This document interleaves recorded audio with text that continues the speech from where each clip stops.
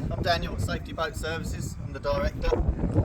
We was enlisted by Defender X team to come up with some crazy designs, massive innovation to do this project, to make these amphibious vehicles travel around the world on the water. It's been an immense part of being a part of this. So I'm just going to show you a few things. We had lots of questions about how do we do it, how's the design, behind the scenes, how's it working. So for Safety Boat Services, first of all, this is a Safety Boat Services trials vehicle. This is the vehicle we do all the testing, all the trials on, prior to putting it on the bigger, meatier, more expensive vehicles.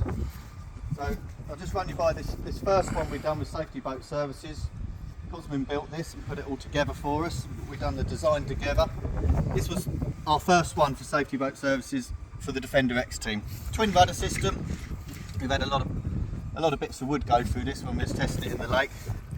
Large propeller, because we wanted thrust. We didn't think we'd be getting anywhere near the speeds. We had Paul Clements working with us to design this propeller and all the other propellers all the way through.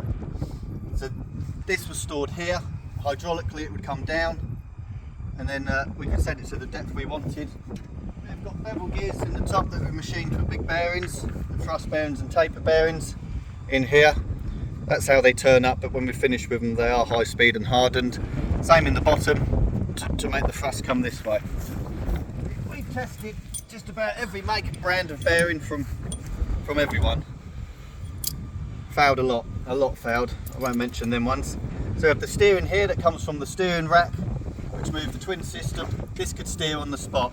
6.5 knots was as much as we could get from this one.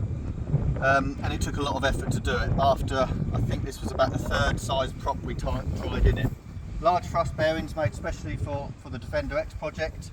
These were the thrust bearings which worked in here, which enabled the immense amount of thrust coming up from the bottom. Now this goes all the way up. This is not the system we're using for this one. This is a later one we'll show you in another video.